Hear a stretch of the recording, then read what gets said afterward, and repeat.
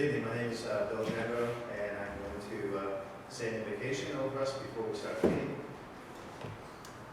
Gracious and Heavenly Father, we thank you, Lord, for this opportunity to come together as townspeople, Lord, to conduct the business that is before us. Lord, give us wisdom and understanding as we go through and look at what is before us. We pray, Lord, for your peace to be upon us and your understanding, and that we will be blessed with the word that's on this evening. In Jesus' name we pray. Amen.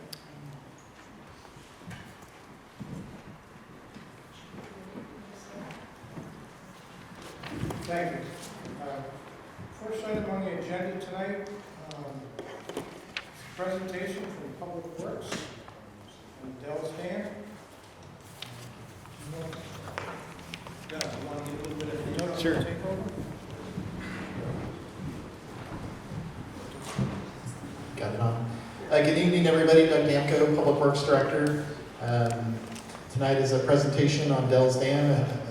In researching the records of the town, it's been an ongoing issue for quite a long time. So we're glad to be here tonight to have our consultant present the analysis work that they've been doing here recently for the town and trying to get the right information to us to make decisions on going forward with the dam to meet state compliance. So we have Du Bois and King with us this evening, and Charles here will be making the presentation, and we will have time for question and answers afterwards.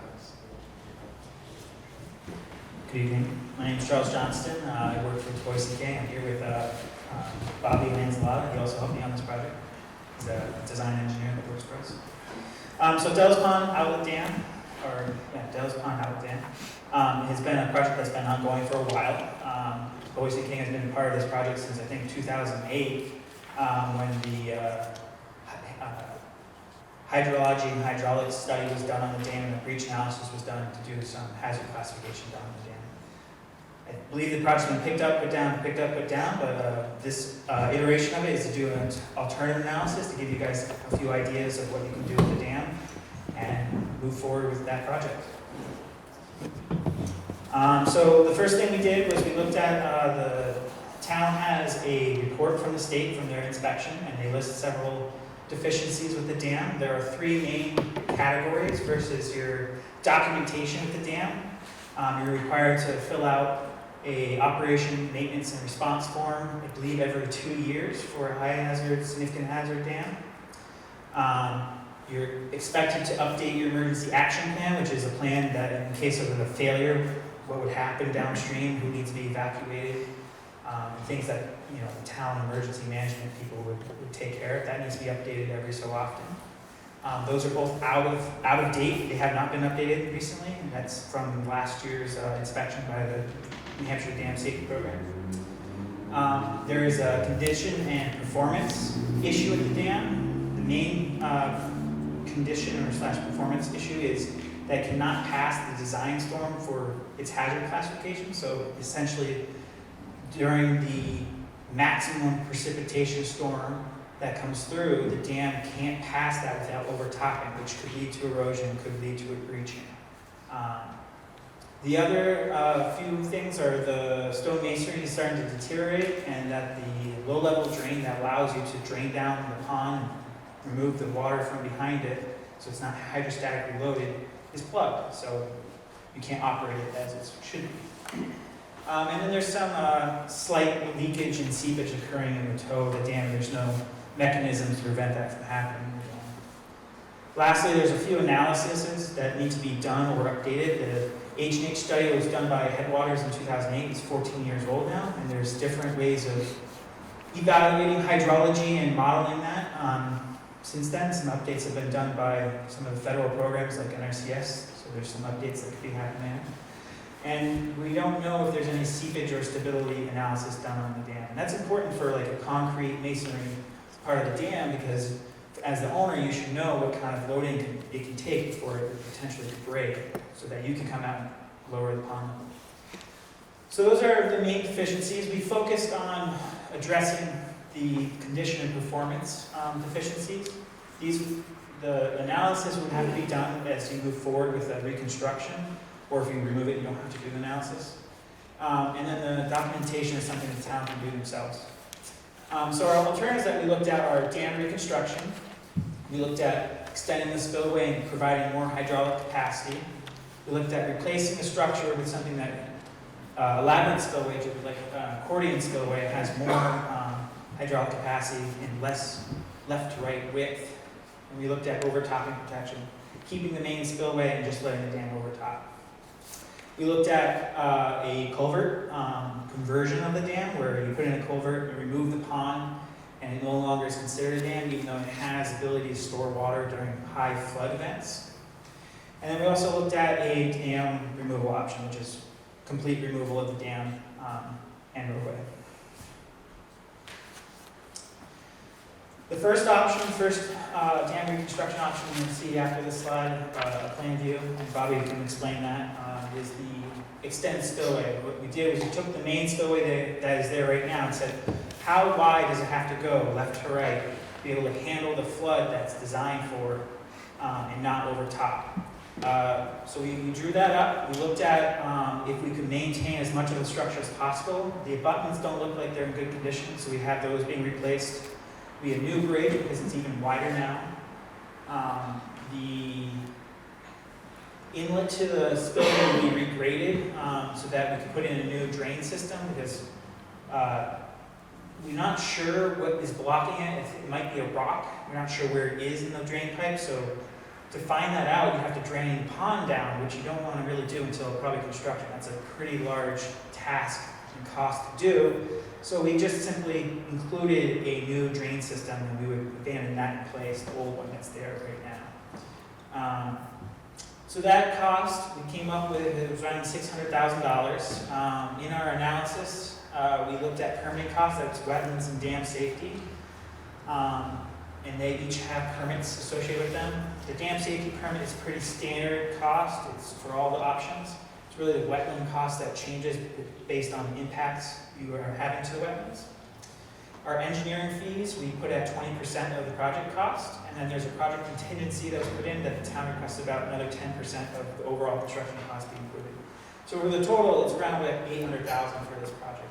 Those will go up and down depending on negotiations and what's going on with the project, but we wanted to put in a nice bold number that we don't expect to go over that amount. The next one is overtopping protection. In this alternative, we expect that the main spillway will be maintained, but it doesn't have the capacity to prevent the dam from overtopping. So we're going to pave the road.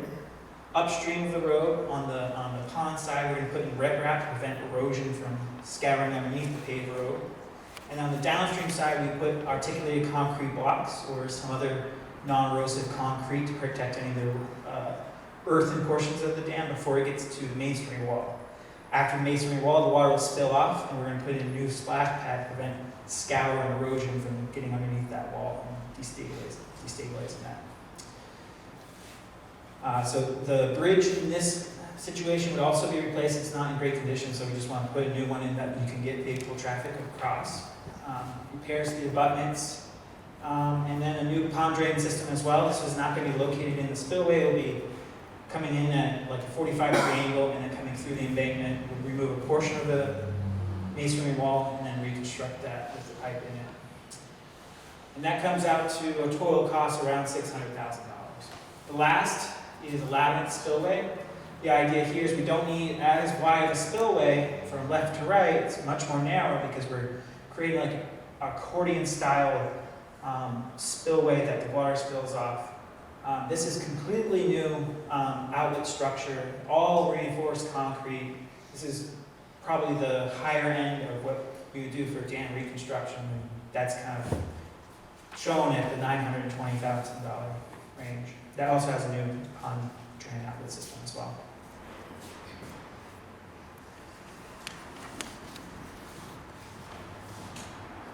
Hello everyone. This is our site plan for the new primary spillway. As you can see, our old spillway is this, it's more polka dotted areas, and that's our existing, and our new one is the darker shaded areas. We have our new pond drain coming in here, and we will have to regrade the pond slightly in order to get that new drain in. And Yeah, we'll be putting in a new longer bridge because as Charlie went over, the opening will be wider than before. So we will need a new bridge to allow for pedestrians, and I believe maintenance vehicles will also be using that bridge, so.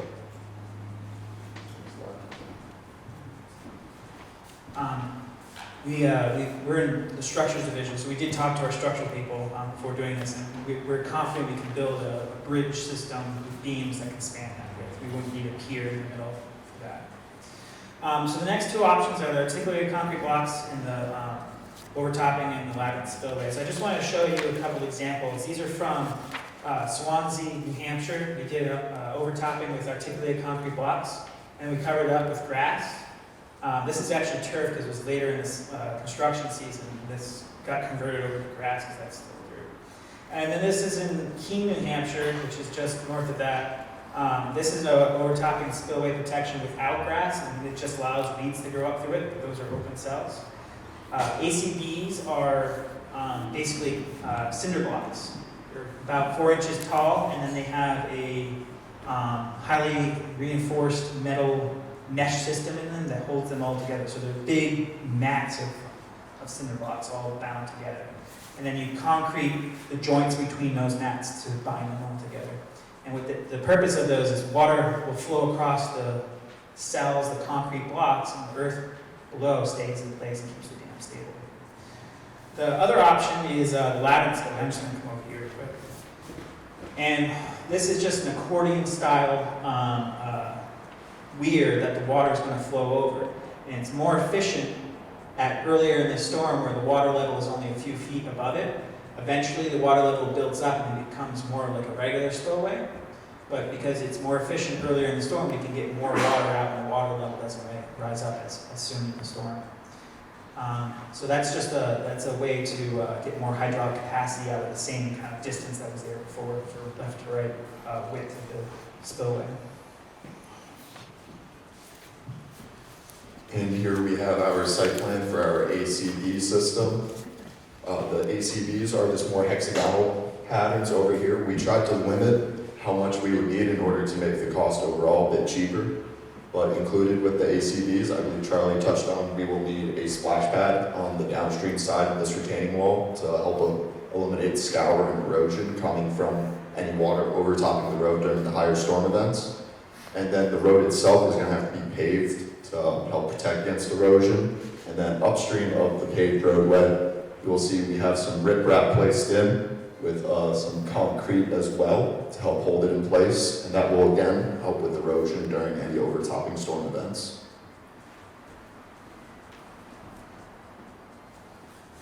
And this option, we have our culvert Okay, here's our labyrinth spillway option, the accordion style that Charlie was mentioning earlier. Here we'll only use one accordion, so to speak, one single V. And we will have to regrade the pond on the inlet side, the approach side, to make room for the accordion. And this alternative, again, will be a little bit wider than what is currently existing, so we're going to have to remove both abutments and the bridge and replace those with newer structures in order to allow for pedestrians and maintenance vehicles to cross over the dam, the spillway, I should say.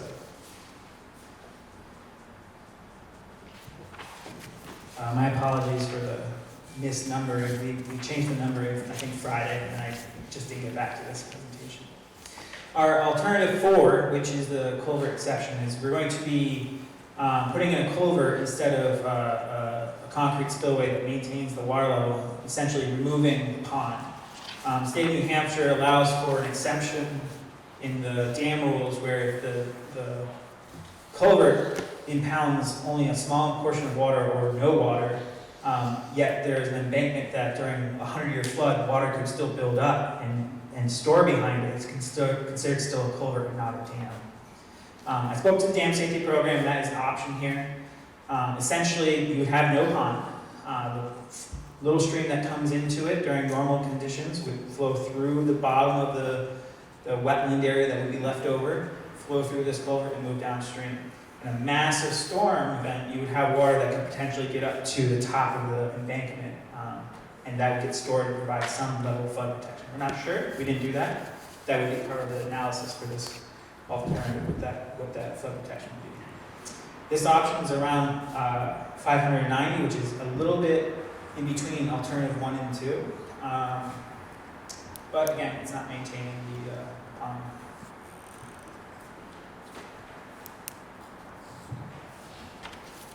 And this one is our culvert exemption alternative 3 site plan.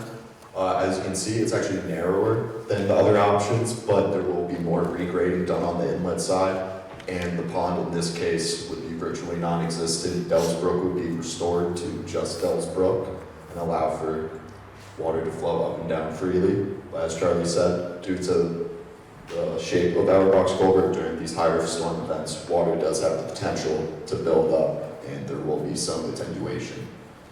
I believe we're using a 12-foot by 7-foot box culvert. Yeah. In here, we don't have a lot of bathymetry north of the culvert. There's only a survey from back in 2008 in this region. So we're not certain what might be maintained as a pond level. That's a service we can do when we get into this design. We have a sonar probe, we can map the pond. Headwaters did go out during the winter and they drilled holes through the ice and had a couple shots to be able to come up with some kind of volume that's in that pond, but we don't have anything really north of there. So even though this looks like it's opening up, this is just following a contour that is being generated by a computer. We're not completely certain what the pond would look like after this. And then the last is dam removal. In this situation, there would be a large notch excavated into the dam. The goal here is to remove as much of the dam so that it's not impounding water all the way up to the 100-year flood. So everything that comes into the old pond area would flow out of that up to the 100-year. If a 1,000-year flood or something greater than that, maybe there's some attenuation, but the goal here is that there's no longer a structure impounding water up to that 100-year flood. What we found is some of these structures are historical, so depending on your state historic preservation office, we might need to put in a plaque or something like that. So we have a public information board included in the costs for this option, but overall this option is the cheapest. It's around $263,000. We have a couple example photos. We've done a couple of these in Vermont. I have not done one in New Hampshire, but in Vermont we did a dam called Weston Dam, where very similar, it was a concrete masonry dam, and we removed it, we left some of the abutments and put in like a public bridge. They turned that entire area into a park. I'm not certain what the capability is for Dells, because we don't have sonar at the bottom, but the potential is there that we could put in some topsoil and turn that more into a park area that's like a lowland lying area. Or it could be restored to a wetland, which this is a dam in Norwich, Vermont, much higher, much taller, and they chipped it all out and then they just restored the river to quite a wide river course, and then some of this is just wetland area that they left in place. Both cases, there's some remnants of the dam. There's an abutment here, and then these are the abutments that they put the bridge on.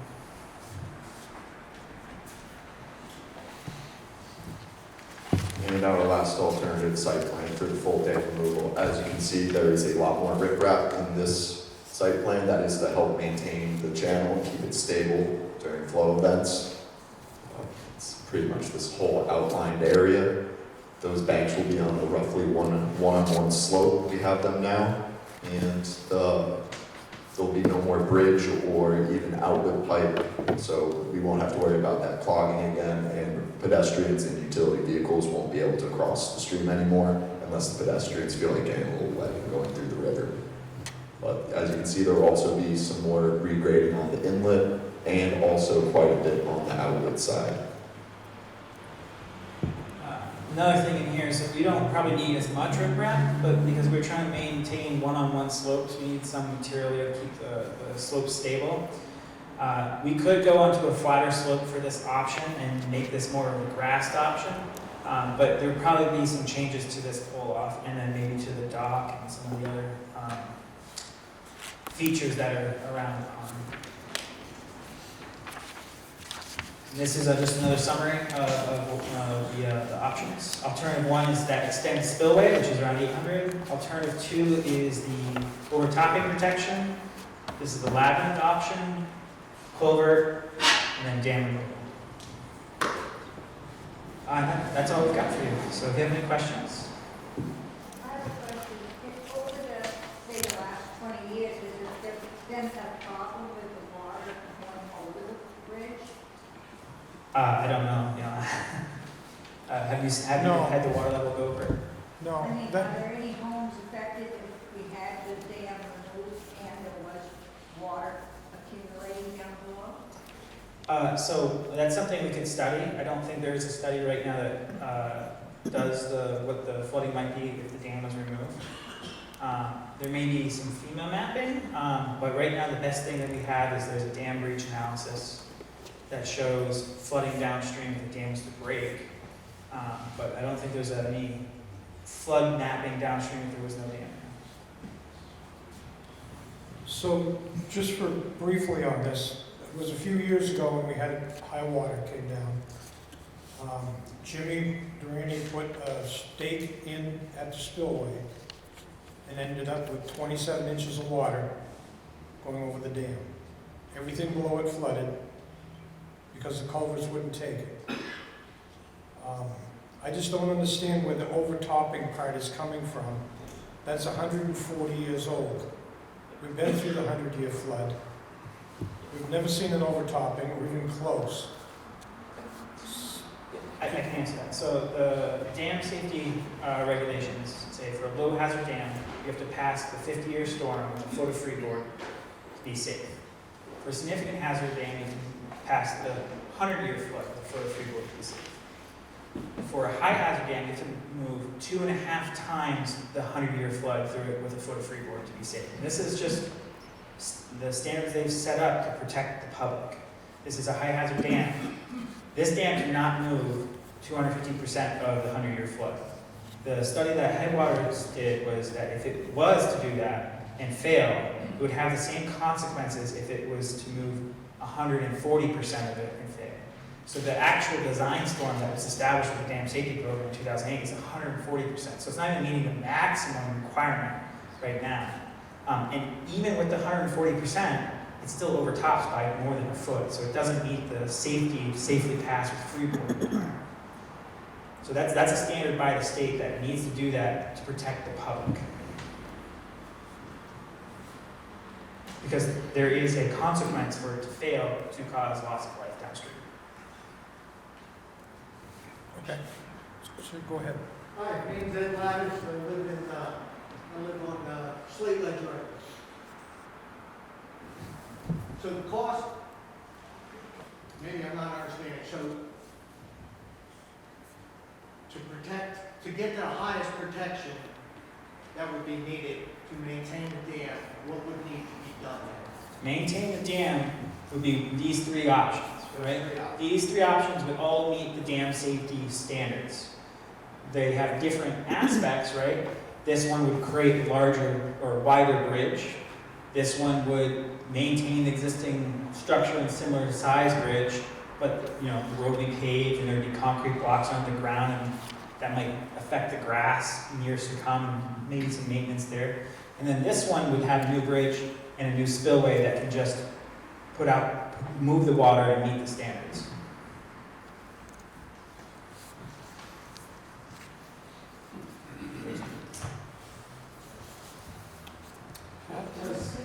Was any study done on the upstream culverts under 18? So Did anybody look at that and say how much water can actually? right, that was one of our comments we made in the report is we were not scoped to redo the upstream stuff. There was a study done in 2008. We acknowledged that that was accepted by the Dam Safety Program back then. Yes, there are things within that could be updated. Those are included, upstream culverts. There are some modeling techniques that are different. For example, the rainfall, instead of using a regional-wide distribution of rainfall, we have more site-specific rainfall depths. I think that was included in our current analysis, was less rainfall for this area. and a site-specific distribution of that rainfall, rather than just, national-wide distribution. But there has been some changes to your watershed, right? There's more development, which could actually be more runoff coming down to the dam. So that might not be helpful. So I think if we were to move into one of the reconstruction options, and maybe the culvert option, that would need to be reevaluated and brought up to current standards. Yep. To have 18,000, do that gonna fix, that's the cost to make it then, complete fix it, or it's just, The 818, yeah. these bottom lines would be to complete the projects, right? That's engineering, permitting, and construction costs, and some contingency for the town for maybe grant writing and other costs that the town would need to pay for, outside of engineering. Who assessed that damage over there for 818,000? Who's the one that set the damage that right now the dam needs $818,000 to be fixed? Who's the guy? Yeah, so we came up with those costs, right? You know So what the cost? So the main thing that we came up with was the 622. That's based off quantities for the alternative, and then we're using New Hampshire DOT average costs. And then there's a little bit of us adjusting that because we've seen inflation in those costs recently. From there, the rest of these are just percentages. This is these are actual permitting costs, and then this is a 20% engineering contingency, right? That might not be really 125,000 to design this. That would be a negotiation between us. And then project contingency, that could be zero, right? That might not ever occur, but that's funds that we requested to include into the budget. You were a diver, you went down to see the damage that No, we didn't do any of that. No, I don't think anyone. I don't believe anyone has inspected that drain pipe. And for our purposes, we found that you could drain the pond or have a dive. I don't know if a diver would go down there. That's pretty dangerous. But you could drain the pond and go inspect that and give yourself some more information. But that might be, a cost, right, to do that. Whereas you could just include a new drain pipe system and fill that with concrete and abandon that old one in place. Because to be fair, the pipe is quite old, and the components that operate it are probably also pretty deteriorated. So replacing it with a new system that's useful to the town is probably. We have a question over here, Pat? I don't have a question. Okay. I just have a comment. And I'm speaking for pump. And I support the first or second option. Could you speak up, please? Yes, I'm supporting the pump, keep the pump. And the Dells Dam, I'd like to keep the pond. The Dells Dam was built in 1892 by town resident Benjamin Kilburn to create a pond as the property's centerpiece. And that pond is an established ecosystem which needs to be preserved by keeping the Dells Dam. I walk at the Dells at least once a week and have observed in, on, and around the pond the following: muskrats, otters, red fox, red and gray squirrels, osprey, great blue herons, snowy egrets, wood ducks, common and hooded merganser ducks, mallard ducks, kingfisher, snapping and other turtles, cattails, marsh marigolds, and countless other birds, both seen and heard. The citizens of Littleton and visitors from other towns and states enjoy the Dells and the pond, and youngsters enjoy fishing it. Please preserve the Dells Dam. Thank you. Thanks, Pat.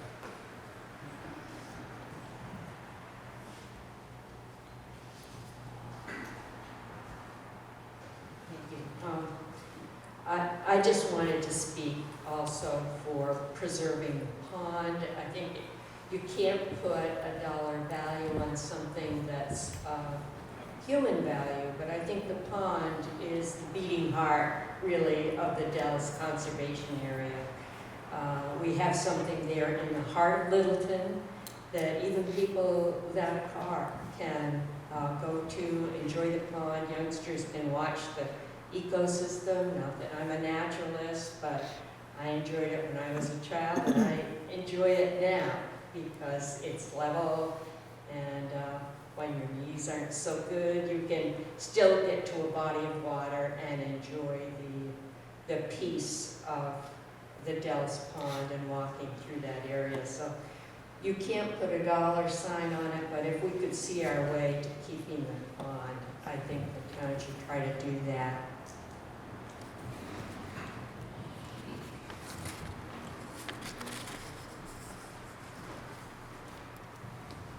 This summer, Grafton County Nursing Home brought up a busload of senior citizens, all in wheelchairs.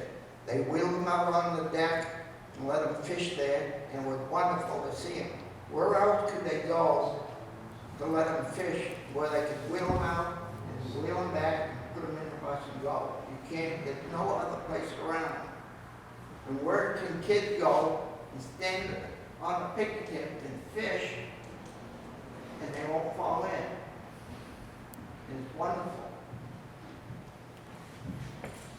Just to add to what Jim was saying, he's there every day. I'm every day walking the dog. I've been there before with my grandkids fishing.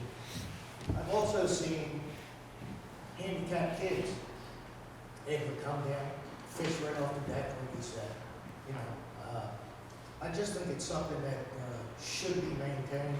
And like everybody else said, it's the heart of the Dells. To see that go, that wouldn't be good. Part of Littleton. Yeah.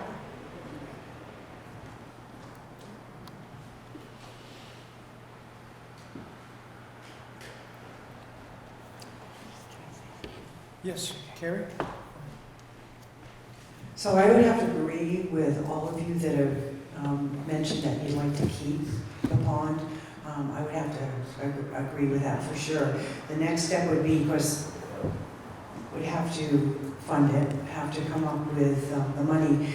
Just a couple thoughts I had. Those of you that really want it, would you be willing to contribute in a philanthropic way? You know, you talked about plaques. Maybe we could set something up where we could do the donor and have plaques available, because we do, as far as I know, we do want to keep it. It's just funding it, and that's an issue. Could I speak on it a little bit? Yeah. I'm sorry, I failed to mention this. It's in the report. There are two grant funding opportunities right now through the state of New Hampshire. I think we may have just missed the first round of the ARPA funding, but I think you're talking about refunding that grant, which pays for 100% of the construction cost on high hazard dams. If that's not available, there is a FEMA grant that pays 65% of the cost for high hazard dams. And that's through the Department of Homeland Security via the New Hampshire Dam Safety Program. So there are two funding sources. I think the town has reached out, I think about the ARPA one, but we're a little bit behind that one. But for example, the town of Swansea took advantage of that. They're building a new spillway system on one of their dams, and it's about $1 million project, and I think they received $1 million for that. So that one What was. would be the time frame for that first alternative to go through? How long does that take? Yeah, I'm pretty busy now. The first three alternatives, we probably would, if negotiate with the town for another contract, we could probably start designing it, and we'd have the design complete through the summer next year, permitting in the fall. This is aggressive, so permitting in the fall, and then construction in 2024. If I was to give a little delay on that, because the industry is a little bit crazy right now, worst case scenario, construction 2025.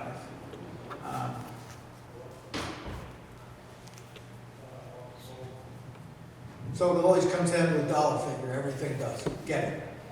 Like you said, philanthropically, yeah, I mean, put something out for donations, and that would be great. Worst case scenario, you can't raise money. You can't get a FEMA grant or something like that. Nobody wants to pay more in taxes, obviously. Take $1 million figure. What would that raise people's property taxes? something to figure. Off the top of my head, I'm saying, worst case scenario, you can't get the money, but you want to keep the dam. Township has to pay. What would it cost the town per person in their taxes to keep the dam? I'm not expecting an answer right now, but forward thinking, worst case scenario, here it is. If it had to go that way, hopefully not. We could get grants, get people to donate, things like that. But maybe that would be something that could be put out and maybe motivate some people to get more involved. Just a suggestion. So if any of the first three were done, what would leave the dam looking like it is today? Everything would have an impact, correct? Yeah, everything would have an impact. The one with the least impact would be alternative two. So the main spillway structure, as long as it meets, the standards, if it doesn't, you might have to put like anchors or something through it, but you probably wouldn't see that. This alternative really relies on protecting the earth with concrete blocks and stuff like that, and that would all could be covered up. We'd have to work with the dam safety program to verify they accept that. It's kind of saying, hey, we're not going to meet the standards, so we're gonna try this instead. But that would be the alternative that would have the least visual impact to the dam. I do want to say one more thing. You are mandated to do something. Eventually, the state will come and fine you. I think it's $2,000 a day. So it's not, you can't keep putting it off. They're pretty lenient. Obviously 2008 was, I think, when we started the project, but there will be a day they will come in and say something has to happen. Thank you. Any other questions? Yeah, that's for Roger. You're gonna put a warrant article on this particular project? PK. You're gonna put a warrant article on this project? What are you gonna do? Where you gonna get the money? You're gonna raise our tax again? Yeah, this is a little early in this to be making a decision tonight, so we'll be talking about this. and Well, something you got will happen. 1 more month before the election. That's it. She said it's in by a month, 4 months. You're gonna put it on the warrant article or what? We will let you know. You gotta let me know now. What do you mean I'll let you know? I'll let you know what? They Speak don't up. know yet. They don't know yet. Don't you They ever don't do that to know. me. I just want to mention that most of the Conservation Commission members are here tonight. And even though we've had our disagreements about which way to spend the money on this thing, because one of the concerns was that the state would continue to come up with new ideas in perpetuity as they come up with another reason why maybe things aren't safe downstream. But we do want to keep the pond, and to keep the bond, we have to hold it back some way, whether it's with the dam or with a culvert system or something. I also want to make everybody understand that the pond, the only reason it is a natural feature is because of the dam. The only unnatural thing on the whole Dell's property is the dam. Everything else is the natural environment. And the Conservation Commission decided a long time ago, after there was a one-time dredging of certain little spots in the dam, that there'd be no more dredging of the dam to keep it artificially a dam anymore. We would let it follow its natural course, which pretty much is represented by the word eutrophication, which means that sooner or later, as you already see what is on the upstream side of the dam, it has filled in with cattails and more solid ground. Someday, not in any of our lifetimes, but even if the dam is there, eventually that'll be a marsh. There will be no more pond. So just to keep that all in perspective. Whatever the outcome is on this, I would not like to see the dam totally removed, because if nothing else, that removes our ability to do the walk around on the property, which we always have been used to doing, as we had a dam to walk across. If you pull the dam out totally, you're going to stand on the Dells roadside and look across the gully, at the other side where the road came around. So everything else being equal, one of the commenters here said you can't put a price on it, but reality is we all have to live in our own financial means. So keep the pond if we can, keep the dam looking as natural as it has looked now, and hopefully we can find a way to do all that.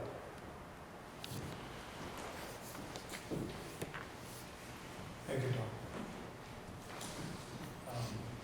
Anybody else? Okay.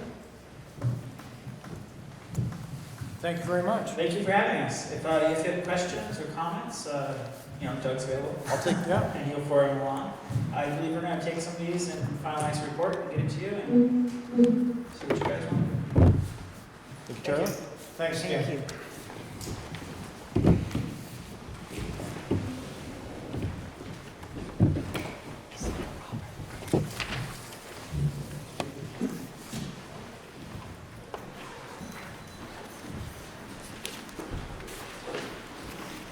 And just to let everybody know, we got some hard copies of their presentation, if you'd like to receive one.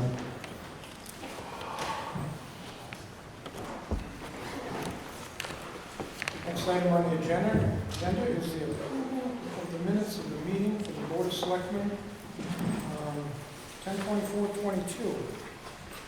I've read it over and I don't see any. I make a motion that we accept the minutes of 10/24/22. I'll second that motion. All those in favor? Aye. Okay. We had a Board of Selectmen work session on 10/31/22. We had another meeting for the Board of Selectmen, it was a work session for 10/31/22. I've read that over and I don't see any problems with that. Minutes? I'll make a motion, we accept the minutes from the October 31st work session. I'll second it. All in favor? Aye. Aye. So just a word on that. We sat down at the work session to look over the tax rate. And we were able to bring the tax rate down to exactly what it was last year, $23.06 per thousand. So there'll be no increase for next year.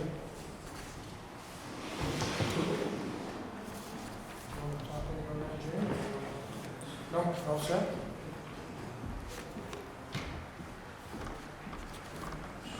Next item on the agenda, town manager updates. Just two quick ones. The bank did give us a date, and they're looking for us to be able to move off the second floor the week of the 19th of December. As I told you at a previous meeting, we had looked at the third floor, and it's not going to be able to accommodate all of the town departments. So the tax collector and the town clerk office will go to the first floor, and they will occupy the space that is currently operating as the bank. And the rest of the offices will move to the third floor. And the bank is estimating April, so it would be from December to April. Just knowing how construction and timeline's going, I've just told staff maybe to be prepared for June, but at least the bank, we're able to get the project done. We can get down, and get back everybody back on the second floor. We're already working with moving company in reference to what needs to be moved. Reached out to SNS, our IT company, in reference to our internet and our phone system. And the reason we're going to use an outside moving firm is because that late in December, I don't want to take the risk of highway department guys and then find out we have a storm that day or that morning and put us into that issue. So I think we're talking with the same company that moved the tenants from the third floor, so they're familiar, they're a local provider. The other update, at a previous meeting, the board had approved a new memorandum of understanding between the school and the Catholic Church involving the lot. The school was going to take over the plowing of the lot. We approved it and sent it on. An issue came up from the school side. They approached the town and wanted our staff to clear the snow removal from all of their lots. And after meeting with our highway department, we neither have the manpower or the capacity to do that. So for right now, I advise the school and the church that we go back to the old MOU. We would plow the lot, but the lot would be plowed when we plow the other lots. The streets would be first, the sidewalks would be second, and then we'll get to that lot. And maybe at some future date, we can revisit the MOU and whether or not it's really practical.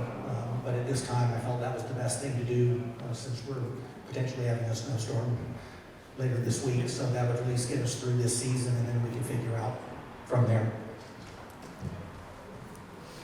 Thank you.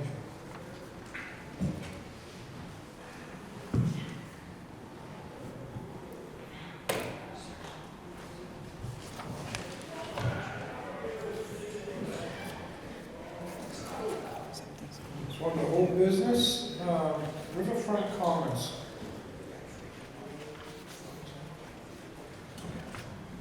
I'll go ahead and handle that. I know, where's Adam?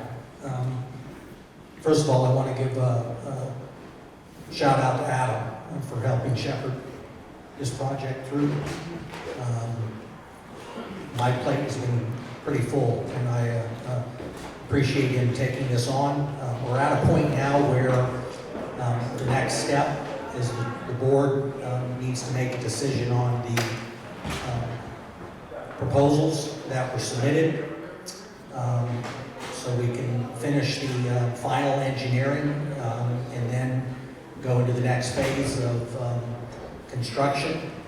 And the recommendation from staff is to pick the option that was for 900, right? 21,868. Yeah,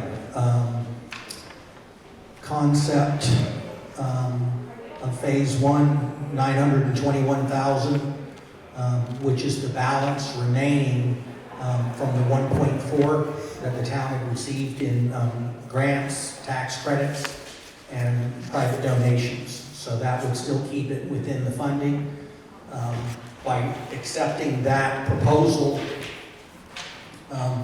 things that would have to be put off to a later date would be the river access path, the river walk seating, the river walk lighting, the river access. Just because of the cost aspects of those, would take the project back well over $1 million, and the funding partners that we have right now, they've already committed the 921, and this project has changed slightly from when it was first approved and submitted to the funders. And so in order to maintain that funding, we've got to try to follow the plan as close as possible. So the recommendation is to go forward with the total cost estimate of the $921,000 plan. I don't have it as an option A, B, or C, but I think you guys have the two copies in your packet. One was the $1,140,000, and the other was the 921. So Right. we're recommending the 921.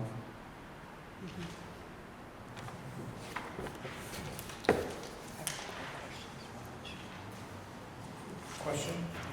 Go ahead. So a couple things that I was thinking about, we had talked about before, the farmer's market. Has that been kind of worked out with them so that they're aware? Yes and no, meaning they're aware, they're part of this, and as this next phase would go forward, I mean, everything would be done to do the best we can to work with them and around them to try to minimize any displacement. And we recognize that the the success of the market is its long-term location. And so even being disrupted for a summer could end up impacting that. So as this would go through, we'd have to recognize, again, the farmer's market runs right in the height of construction season, so it's not necessarily ideal, but every attempt would be made to maybe do this in a phasing structure so that it may cause some disruption, but not prevent the market from being able to be there during that process. Okay, all right, thank you. Also, of course, this would be with Adam too, the outdoor concerts, the first Friday night arts festivals. Again, it would be a disruption, but I guess we could work around that as well. Okay, all right.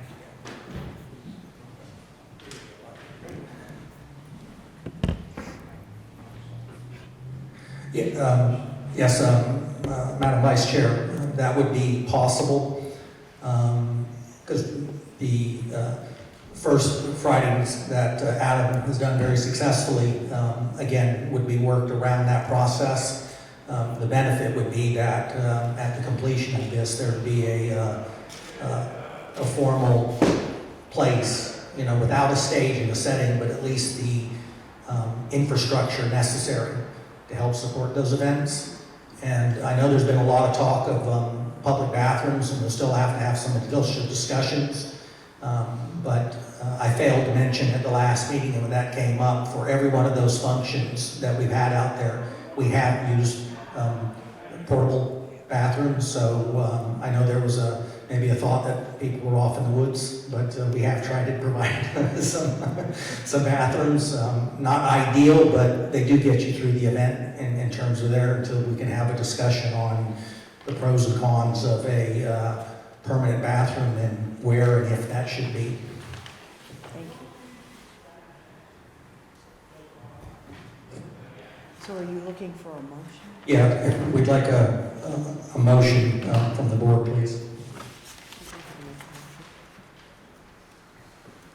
I'll make the motion that we proceed with Phase 1, the design plan and Phase 1 costs of $921,868. And construction will start next year, am I correct in that? That's the plan. I don't want to say yes or no right now, because My understanding when Mike was here at the last meeting was that if we do not use this funding, we lose this funding.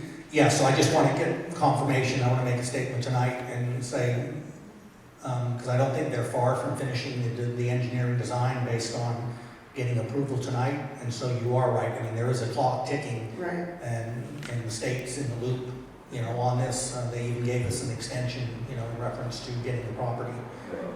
And to be very honest, if construction-wise and cost-wise, this kind of got delayed, there is still one benefit this community got out of this project.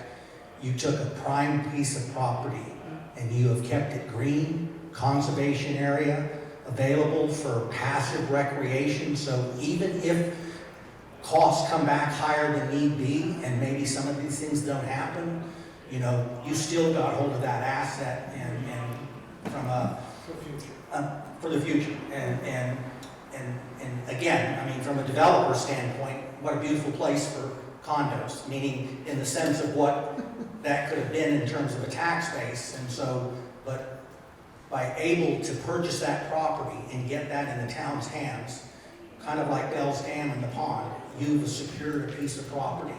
And so even if it doesn't happen this next summer, you've got control over it. And even if it means stepping back and going for some additional funding to get it the way that you want to, you'll have the jewel that will be preserved. So should be commended for that. Okay, so I make the motion that we accept the $921,868. And I'll second. All those in favor? Aye. Aye. Aye. Thank you.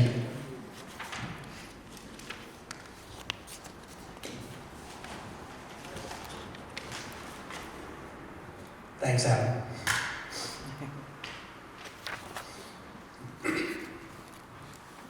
Anything else on the business? No? Okay.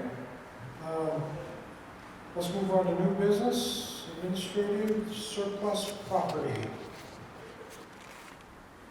Doug?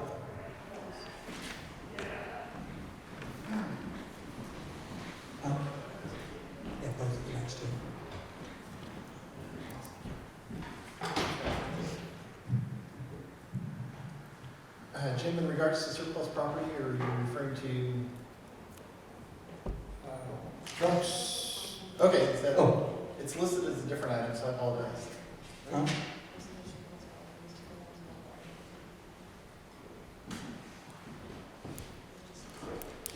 Hang on, I'm confused. Hold on one second. Apologize, just a minute. Is that not yours, Doug? I wasn't sure if that was the trucks, so. purchase. It's listed under administrative, the surplus property. Oh, okay. I'm going to apologize. In discussions with Doug, I know that there was some surplus property that the Public Works Department was going to bring forward to you guys to surplus in addition to the purchase of a new vehicle. That didn't make this agenda, and what this item is now, Vicki is letting me know it's, under new business, the surplus property is Amy wanted to have you all look at your schedules and maybe provide an opportunity where we can do a work session at the town hall to go over the pieces of property that the town would surplus from the tax issue. So again, I apologize there. I was thinking surplus property and tying into the public works. So stand by I do have the trucks. as part of Yeah, it. so stand by for it on that one. There's two surpluses on here, but two different issues. Yes. So can we set a time aside to, that was one of these? Yeah, or if you could, within the next couple of days, look at your calendars and coordinate with Vicki when you might be available and coordinate with Amy. Okay. And then we can go over the list of the properties and then set a date and then bring it back to a meeting. Sounds good, thank you. And I apologize for that confusion. I had surplus on the brain and completely got it. We got through it. Roger, I have tomorrow and that's it. I'm out of here Wednesday. And I won't be back in town until late Sunday night. Tomorrow? No. It's not an emergency. If it happens after Thanksgiving, that's okay. Okay. Yeah. All right, Board of Selectmen topics. Well, I think, is Doug No, going to yeah. talk about the purchase of a And new dump truck? that's on the topics, correct? That's what you got down there. All right, go ahead, Doug. Good evening, Doug Namco, Public Works Director. Tonight, I'm presenting an item regarding the purchase of a new dump truck and disposal of old trucks and equipment. The Highway Department's in need of a new 6-wheel dump truck to continue delivering road maintenance services and plowing to the residents and visitors of Littleton. There's availability for funding for this dump truck due to the public hearing by the Board of Selectmen on September 12th, 2022 for the DOT one-time payment of $150,266.08. That's through Senate Bill 401. Those monies are for the maintenance, construction, and reconstruction of Class 4 and 5 highways. Additionally, the town has received 2022 ARPA funds designated by the federal government to be used to offset costs and pay for approved projects and expenses. These two funding sources are eligible for use to purchase this large 6-wheel dump truck that is not currently budgeted. The Highway Department also needs to dispose of old trucks and equipment that have been replaced by newer units. So tonight I'm asking for approval for both of those items, the purchase as well as the disposal. In terms of the disposal, we have 4 old trucks. We have a 2008 Ford 550 that was replaced with a 2021 one-ton truck. We have a 2008 Ford 550. I'm sorry, the first one was a Ford 350. The second one is a Ford 550. That one was replaced by a 2022 1.5-ton truck. Then we have a 2005 International 7400 truck that was replaced in 2020 with a 10-wheeler truck. And then we have a 2015 International 7400 Max Force truck that was also replaced with a 2020 10-wheeler. And so those are the 4 trucks. We also have a list of out-of-service plows, parts, and equipment, and other various parts, including some sidewalk plow stuff. We also have various tires. We also have a leftover truck bed from the 2021 pickup truck that we swapped out with a utility bed for. So those are all the pieces of equipment that we'd also like to dispose. So So do you have any questions? Yeah, Doug, you said these would be disposed of at an online auction? Correct. So Yeah, we put them out to bid through municipal bid. can you put a minimum on some of this stuff? I believe, I'll look into it, I don't know all the particulars, but we can look at doing that. I mean, you have a brand new rear bed for a pickup truck down there that is worth just, quite a bit of money. Right. I just don't want it to be sold for $150 on auction because nobody bids. Okay? Sure. I do have George here tonight, our mechanic. He can also get in any more particulars that I might not be able to answer, but we'll look at the value of that bed and set a minimum that we think is reasonable for it. Okay. And just so the public knows, this new dump truck that we're purchasing for the highway crew is paid for by ARPA funds. So it is nothing that's going to affect your taxes. There's no big warrant articles for any. In fact, it takes away a warrant article. If we hadn't had the highway funds that came from Senate Bill 401 and the ARPA fund, this 195 would have been a warrant article. So what we're doing is using the ARPA funds in the Public Works Department highway for this. And then in police and in fire, we're using the balance. So items that normally folks would see as warrant articles, you won't see any warrant articles for the general fund involving police, fire, and public works. We're able to use ARPA funds, which again allows you to keep the tax rate down to that $23.06. Thank you. Looking for an, Looking for a motion? Two motions. Two motions. One motion to surplus. I make a motion that we surplus the list of the old trucks that Doug had mentioned. And the equipment. Yes, and the equipment. Yeah, thank you. I'll second that. All those in favor? Aye. Aye.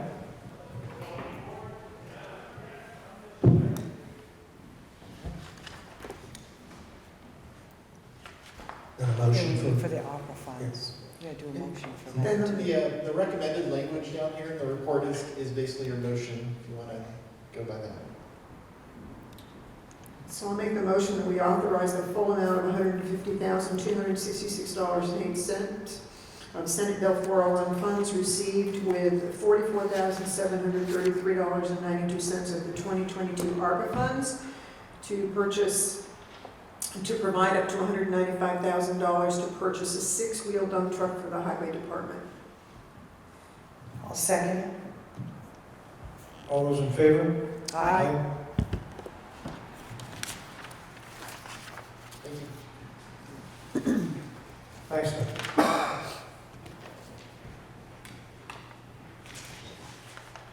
I'll stay for the discussion on crosswalks.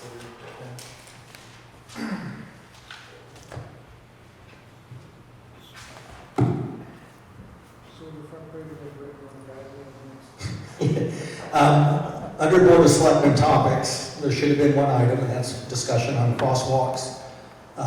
Vice Chair Genro had expressed some concerns involving the slippery nature of the crosswalks, and I felt it was best to have a discussion with you all, because I've had this discussion with Doug, and being someone who walks and steps on them, I recognize you tread very carefully in wet conditions, and let alone when maybe the snow and the ice will come up. And so I kind of got a little history on the color and why we've gone that direction, and what are some of the challenges with maintaining the crosswalks as they are, with potentially returning to what is referred to as piano keys. So I'll let Doug at least discuss about the paint issue and the problem we've got leaving them as is.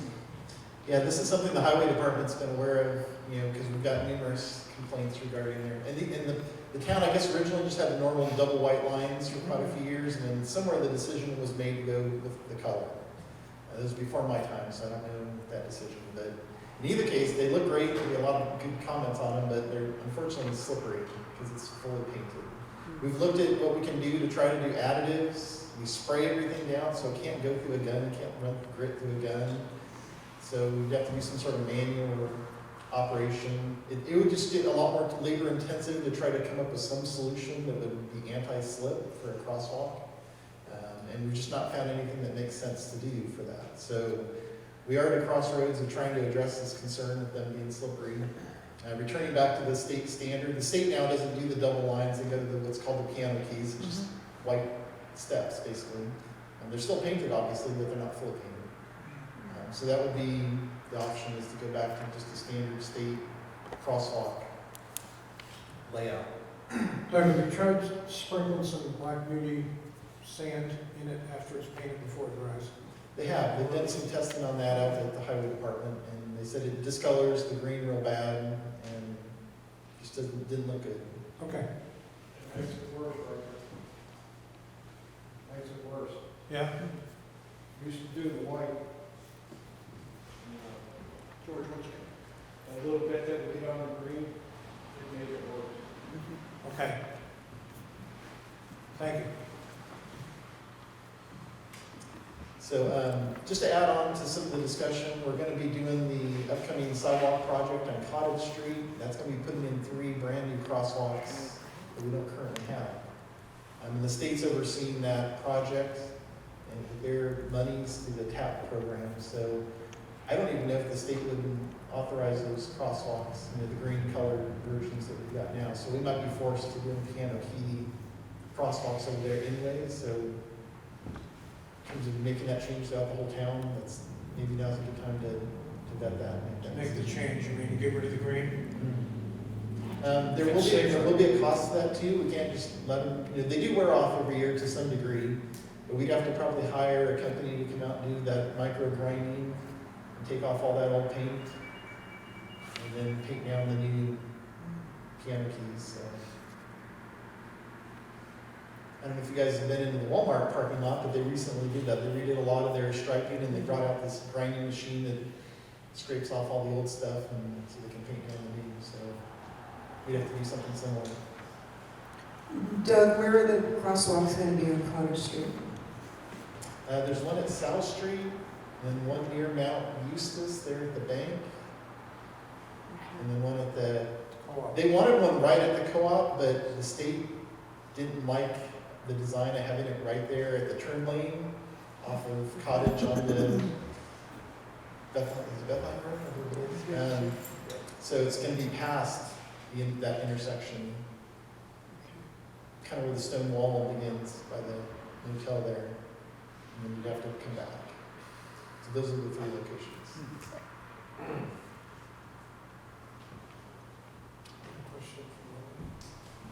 Nick, hang on just a second, we'll get your mic.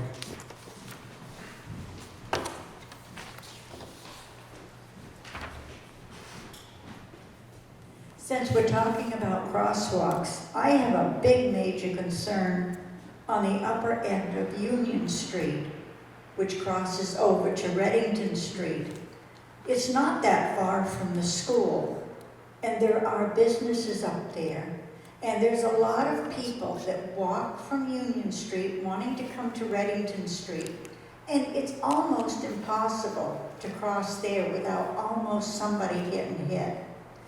People are the traffic is coming down Union Street at an exorbitant speed. And they come, and if you were coming south, well, actually heading east, by Nault's Motorsports, and you want to turn left onto Reddington Street and have your directional lights on well in advance, everybody wants to pass you on the right-hand side in front of Nault's. Somebody is going to be crossing the street someday and it's going to get hit. I don't want to see another death on the main part of Littleton. Either put a crosswalk in or do something to eliminate people that are crossing the road there and people trying to pass you on the right-hand side of Nault's, who's put in a tremendous amount of money to remodel that building. And it's a nice business to have on that end of town, since we have so little up there. So please think about doing the crosswalk. Yeah, we'll definitely look at that. Thank you.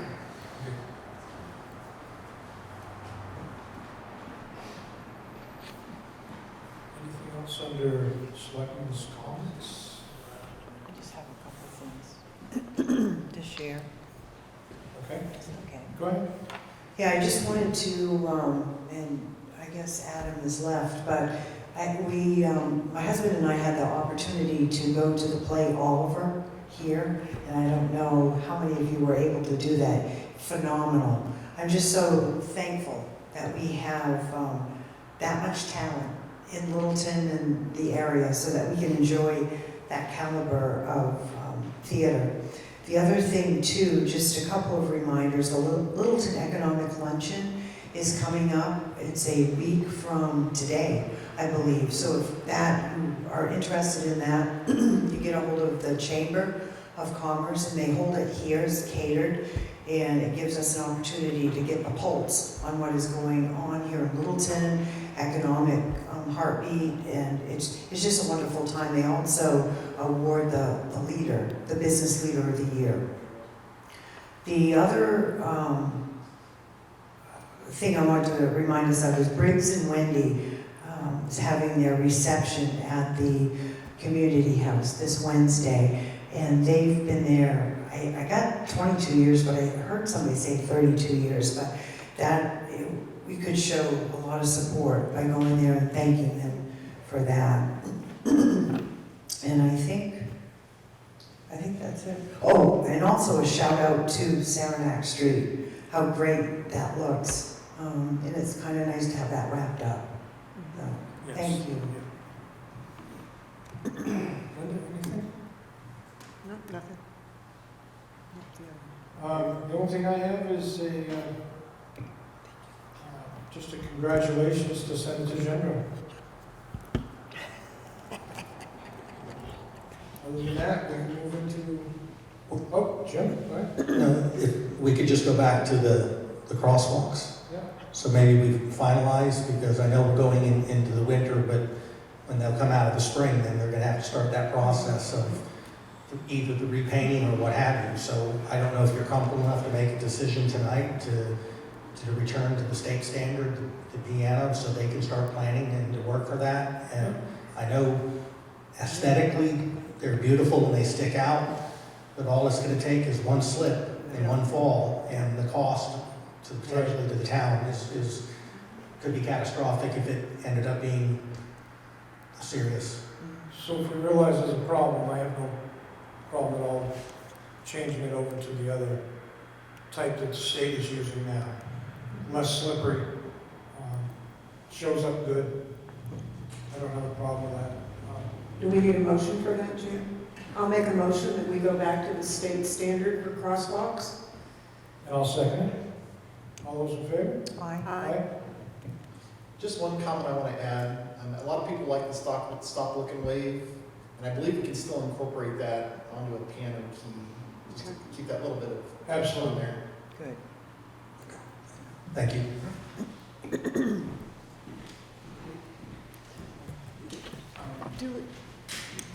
Jim, we do have signs above each one of the crosswalks, do we not? Did they not incorporate crosswalk signs? You have a sign at the crosswalks. Yeah, that's on the pole Yeah. or whatever in front by the crosswalk? Yeah, okay. You just have to look up. Yep, that's it.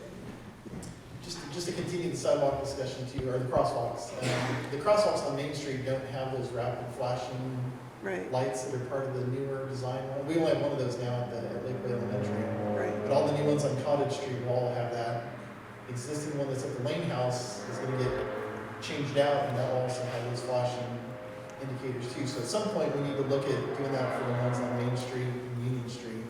So you're looking in the future for all the crosswalks that the state has allowed us to have from Union down through West That would Main, be the idea, is to get those is to get the new flashing. flashing ones. But Can it's you all get, for can you grant. get a cost on that for us, Yeah. please? I can, Thank you. definitely. Thanks, man. You have a question? I'm Linda Collins from Littleton. I live up on Railroad Street, and I know this has been brought up before about coming up from the grid, heading towards further down Railroad. There's a yield sign coming down Drew Street. The other day, They don't look, they don't slow. And luckily I caught on the side of my eye, a car come down. If I hadn't seen him, I would have been into the river. That's how fast that they travel up there, up and down. And I don't know if a stop sign would help or what, but somebody's gonna get killed there. Because I mean, I was pretty shaken, I had to go home. And I was just thankful I'd seen this car come down. And I'm not blaming the young kids, because this guy was not young. And he was just really wailing down. And I could see him. He never spoke. He never looked. They don't yield at all if that's, there's no yield sign up there. They just come down, and it's the same way coming in onto Railroad from the bridge. You can't see, the lights. So you're basically just, so you duck it unless you can see something coming. So I just, like I said, that's just been a few times, it's really scared me. Okay, did Doug to follow Yeah, up can I on it? speak to you about it a little bit, because I'm aware of the situation there. It basically comes down to winter maintenance. Drew Street is very slippery because it is steep there, so the highway department is given priority to Drew Street for cars coming down because it's slipping down that steeper section of the road. So that's why Drew has the yield or the through priority of the railroad street. But that's From what I understand in talking to the highway crew. I understand that, but that's the winter. I mean, this is year round. This is 2 weeks ago. Their street is bare when others are icy. I don't And know. there are plenty of streets on the west side of the Yes, we West Main Street that come down straight off a steep incline, and they have a stop sign. Even school buses have to stop with all those kids. And these people coming down Drew Street are single residents that live up there. There's no need for them. You've done a lot of work up on that street in the last year and a half. And there's no need for them to not have at least a yield sign. What I can recommend is we do have a safety committee, and I can put this on the agenda for a discussion topic with that committee. I've even been to the town before and asked them about trimming the trees on the side of Fruit Street so that we coming in onto Railroad Street can see the traffic coming down. At nighttime, it's not a problem. You've got the headlights. During the daytime, there they are, right in front of you. And I believe the highway crew has done some of that trimming. They have done some trimming in the last 2 years that I've been complaining to them. They have done a good job, but they need to realize trees grow branches, they still grow up. There was an accident not too long ago, this fall. Yeah. A car right by the yield sign. I don't know the details, except he went right down. Right down the bank. As I say, I'll bring it to our safety committee, and it's a group discussion amongst the police chief and fire chief and myself and the town manager, and we'll take a look at that situation. Just really scared. Thank you. I guess we are in the public comment section. Any other public comments?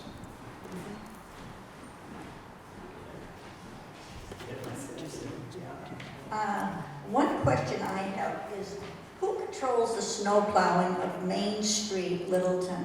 Is it the town or is it the state?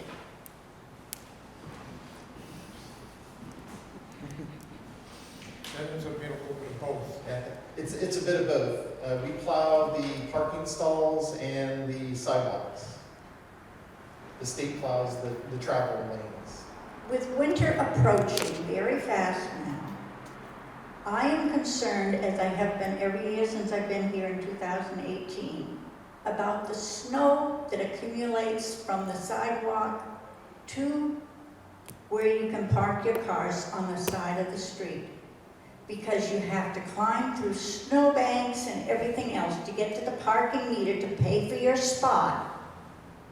And even handicap spots, because there's one in front of the post office and there's one right in front of the topic of the town. They don't even get plowed out to the curb. So people are having to park their vehicle there and then open their doors into open traffic to get out onto the sidewalk. And I am afraid that when you talk about the snow accumulation that comes out from the curb of the sidewalk to where the vehicles are, you're lessening the amount of space that people have to travel up and down Main Street. Therefore, you get vehicles with logging trucks, you get all kinds of equipment going on back, big trailer trucks and everything, and people opening their car doors. Somebody is going to lose a life or a car door. My question is, why isn't the town, since there is no parking on Main Street after a certain time at night to 7 o'clock in the morning, why aren't they out there collecting this snow and putting it into a dump truck and trucking it away so we can get closer to the curb and the parking meter that we have to pay for? Just to clarify on that, the town, it is, like I mentioned to you, with this town plowing, the sidewalks get plowed towards the curb, and then the parking and the roadway gets plowed towards the curb. So that's the natural snowbank spot. The highway crew does come out periodically, and like you mentioned, the highway crew does come out and remove snow throughout the winter during the night. They have to schedule the crew to do that, but it's not something that they're doing it with every single storm. So the town has a winter maintenance policy that allows the snowbank to build up to a certain point for the crew to be able to come out and remove it, because it is an extensive effort to bring out the dump trucks and the loader, and the crew has to shift from their daytime hours to nighttime hours to do it. So they don't do it with every storm. So it does build up a bank, but it's kind of a judgment call with the highway department and the supervisor there as to when the appropriate time is to take those snowbanks out.